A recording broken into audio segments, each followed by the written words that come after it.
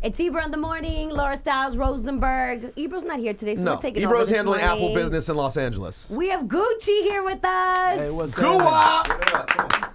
Finally! In the holiday spirit, right? It's only right the East Atlanta Santa's in the building. How are you, man? I'm doing good. I like this new Gucci that we've gotten to know since you got home. First of all, how long you been home for? About 6 months. And besides the physical differences, you obviously look different than before you went away.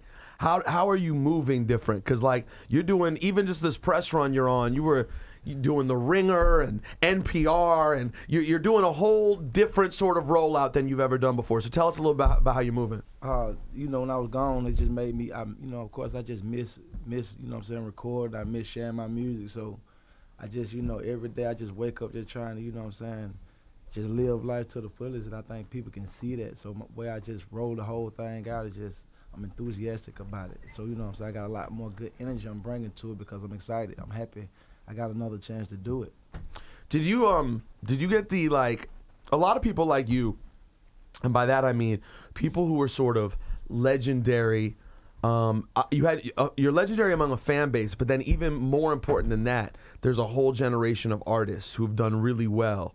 And they base so much of what they've done off of you.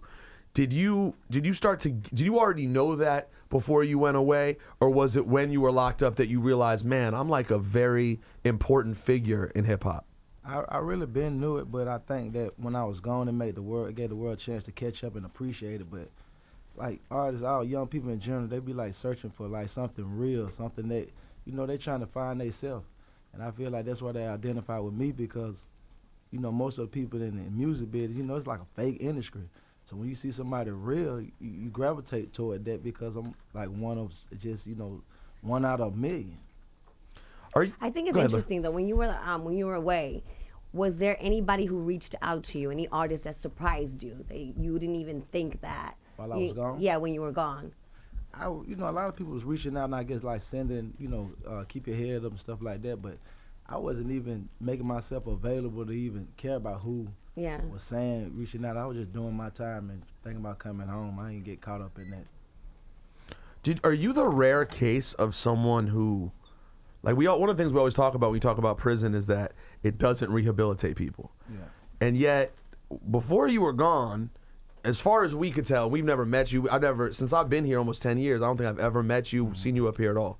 So from the outside, you seemed at times like a lunatic before you were gone, like erratic, and you would go on these runs where you'd say stuff, and you seemed like an amazing artist, but like you were all over the place. You get home and you seem very focused. Are you the rare case of someone who going to jail actually did sort of help your life and help you get it together? I ain't studied nobody else's case, so I can't say, but I know I'm I just matured. I could have regressed, but I just, I made a decision to try to progress and just, do better. So I just started bettering myself. But, if you never met me, then, you really just wouldn't know. You know what I'm saying? Everybody like, I can have an opinion about you if I never met you. Right. And then, so be like, oh, he changed. How you know if I changed? You didn't even know me. No, all we can see is the physical part that came out. Are you down? What's your physical regimen like? Are you still on it? Shit, look at me. What you think? It's hard though. Once people start moving around, people can start slipping up, man. You still make time to just make sure you're disciplined. Every day. I couldn't work out today because I had to come here, but every chance I get, I get in the gym. Every chance I get.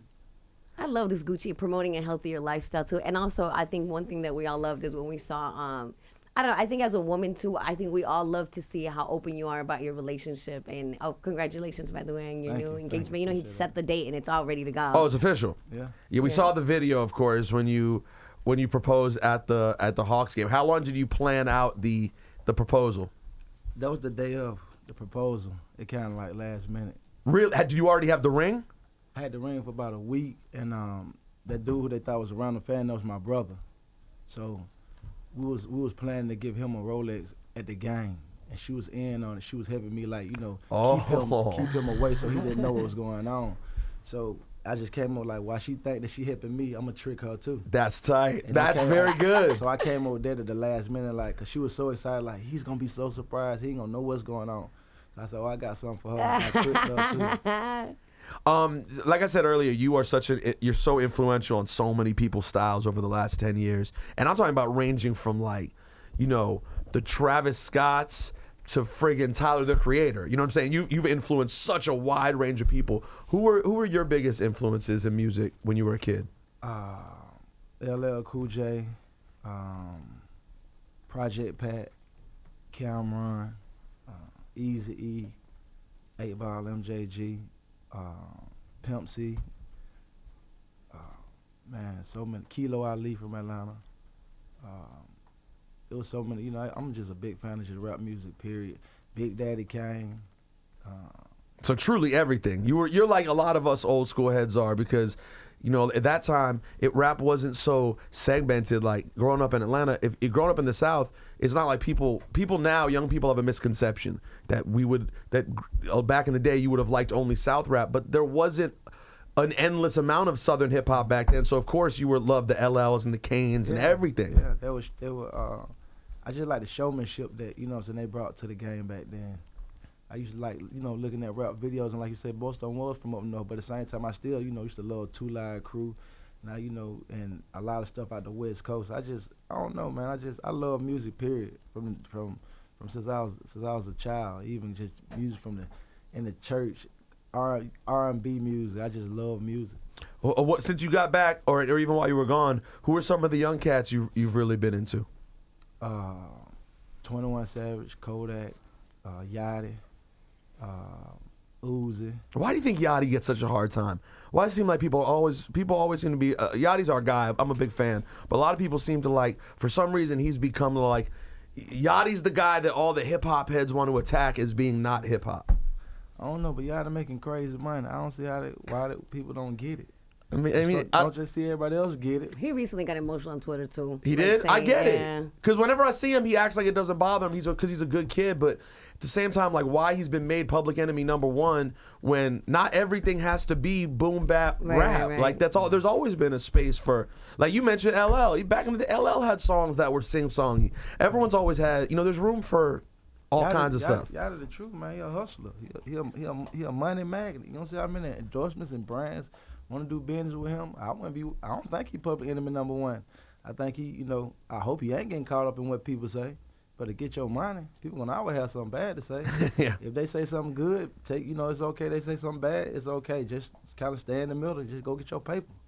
Is there anyone out there that you've wanted to work with that you haven't? Because you're like the only guy. No, this guy gets home. You must have had a Drake feature within 15 minutes by the time, you know what I'm saying? When people have such respect for you, like the features pour in for you. Is there anyone you've never been able to make the connection with? I would like to do something with like Rihanna, Bruno Mars, The Weeknd.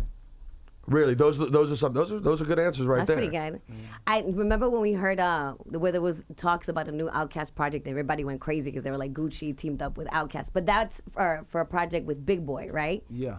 Okay, but that's on his project, and his new project, or yeah, I seen that. I seen the article on that is for Big Boy album.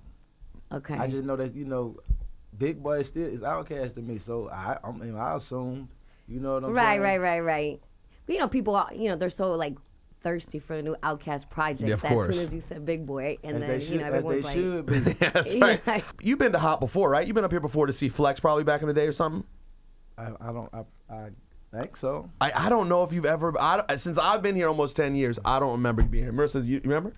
I do not remember you ever being here before. I don't know if I did or not. I ain't did a lot of New York radio. Yeah, that's why I'm so excited about it, because I you know, like I said, and I don't mean to keep beating this drum. Like sometimes there are times when I thought I was a little too old for you, and by that I mean we're like the same generation. Mm-hmm. So like the relationship that a Scotty Beam or Mendez has with your music is different than mine, even because they came up, you influenced them, whereas when you started popping, I was already a little bit older. So I just saw you as an artist who I enjoy, but I didn't take it in the same way. But the reason I keep harping on that is I think it's important. I love getting to talk with the people who influence other artists. You know, like you've become a name over the last 5 years that people toss around, and that, you know, Pac, I love Gucci. And are there ever times when you find that overwhelming that people treat you that way? No. If you know, if you did follow my career, and for the people, my core people who just, you know, my real fans, they know like I'm always recording music, I'm always sharing it with them, and I don't do it for it not to be appreciated. I don't do it for it not to make an impact. So when it does happen, I feel like plan well executed. Well, how you are one of the most prolific artists, and that's something that you have in common with the Pacs and the Wheezies, like always making music. Just how much? I mean, this is your second studio album this year. Third studio album this year. Yeah. So how often are you recording? It's just like in spurts, man. You know, when I feel inspired or something excite me, I record. I might record album worth of material in 1 week, and then I might not record for 2 or 3 weeks and just live and just or be traveling or whatever. But when I feel it or I get a batch of beats that I listen to and they just hard, you know, it get me pumped up and make me want to record. I feel like I got a lot to offer. Pre-jail, were you not sober a lot? Were you inebriated a lot when you recorded or not? Shit, my whole life I've been what you call it? Inebriated. Yeah, I was like that all the way to the time I got locked up, whether I was recording, whether I was just 24/7. Does it make I always ask people this when people get right. sober. How much does it affect the process for you? Because you don't sound different. A lot of people sound real different if they sober up and go to jail. A lot of artists come home and all of a sudden, as Tracy Morgan says, they go to jail talking like this and they come home talking like this. Like people change sometimes when they go to jail. You sound the same. Is the process the same sober, or does it make it different for you? The process is the same. I go in, I hear the beat, and if I feel the beat, I instantly start thinking of something to say, and I can just go freestyle. You not really freestyle, but you start putting together in my head what I'm going to say. So the far as the recording process is the exact same. It's different because I never had recorded sober. So it's no Faster, slower? Is it? It's the exact same thing. You know what I'm saying? Drinking, smoking, all of that. That didn't make me the music no better or less. You know what I'm saying? I'm harder now than I was then because I done seen more. I got new experiences to share, so that's why I say I'm harder. But just the music back then was super good, and the music right now is amazing too. I saw you told The Ringer that you think that you could have helped the Atlanta Hawks had you had an ownership stake with them. Maybe they would have kept Al Horford. Is having ownership in a team in Atlanta something that would really interest you? I would love to have ownership in a team in Atlanta. Yes, that definitely interests me. The Falcons, the Hawks, the Braves, whoever come in. What do you think about the Falcons' chances this year?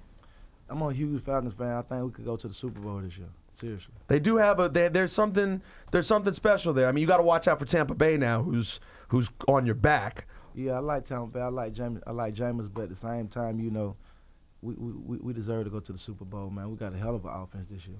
Yeah, no, they are a special team. I saw Chris Brown put up a video from our sister station, Power 106 in LA, on the J. Crew show, where you were showing him love. You were talking about shooting a video with him and how impressed you were with him creatively, like how hands-on he was when you guys were like shooting the video. Yeah. How was the video shoot? Can you talk a little bit about that?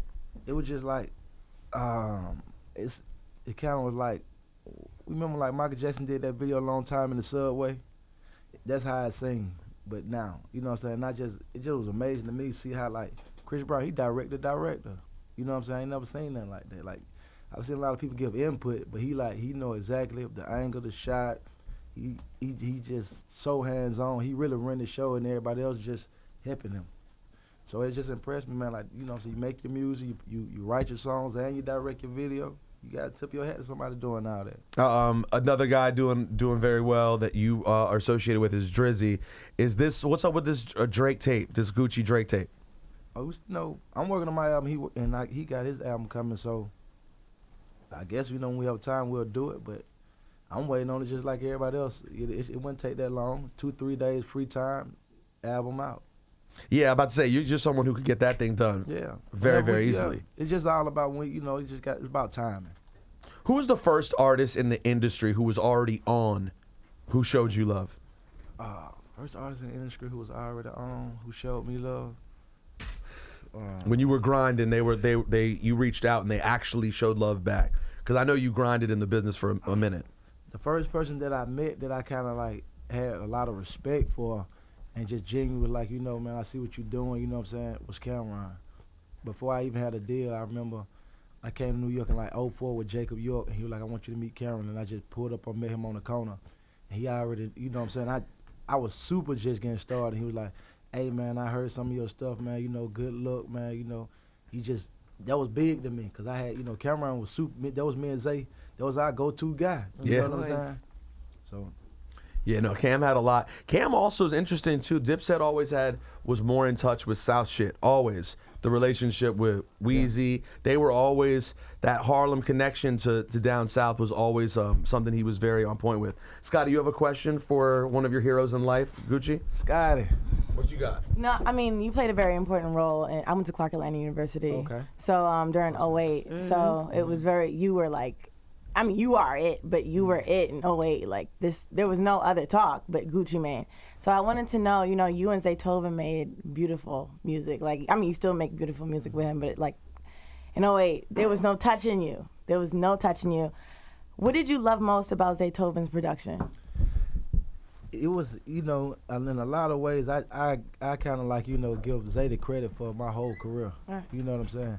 Because he, it wasn't just the production. I learned how to rap with Zay. He's one who told me, okay, stop right there, stack that. So when I first came in the game, I was trying to put out other artists. Right. And I met him, so trying to put out a little younger artist who was like 14, and I was only 18. But then one day Zay was like, don't even worry about him. You try to rap. He encouraged me to do that. And then I know I wasn't good at first, but he was like, man, that was the coldest thing I ever heard. And he was so serious. He was like, just come to my house every day. You don't got to pay for no more beats. And he just encouraged me. He started making me feel like I was hard. You know what I'm saying? So it ain't even, I've been doing it for so long with him that I can just make it. That's why I do so much music now. As soon as he make the beat, I can make a song before he even finished the beat, because I was trying to rap in his house, in his mama, in that basement, or in his mama house. Do you remember the day you decided to like professionally rap? You remember that day? 100%. Can you tell us about that day? I made day? a song with Zay called Lawnmower Man.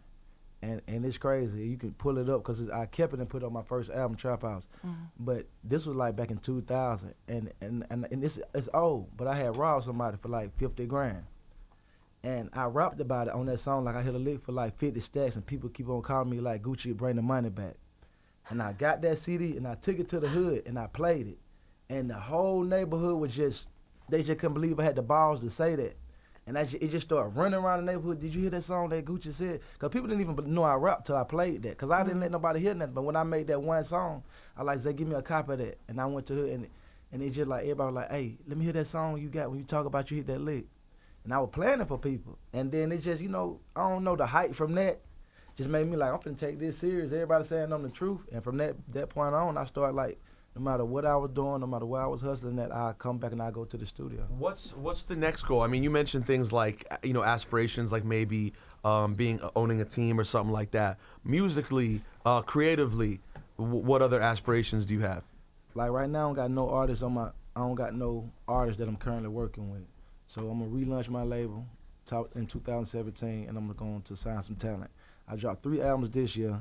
And I'm like, I wanted to just work on my music. But the top of next year, I'm starting really just looking at who hired and what's going on to find something to get me excited. And I'm starting just building my label back up and working with new artists. Do you like this version of Gucci more than previous? Like, are you at your happiest? Do you feel at your most productive right now? I feel like I'm at my most productive. People always say the new and the old.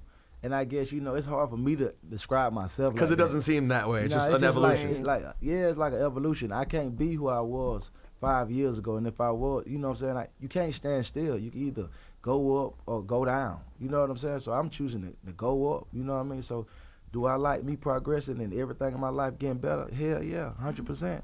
And you know what's special too, that I think you mentioned Cameron earlier. Gucci has this, his fan base is bananas. Like, he'll make a collaboration with like clothing like Supreme, because I know you have something coming out with Stance, right? Yeah. Some socks, but like the way it gets sold out, Oh, it's I saw like the Supreme in a shit. second. The Supreme shit's Do you stupid. sometimes bug out like when you see that, like a Supreme shirt? Because I think I saw it like in Japan, and it was going for like almost $1,000 a T-shirt.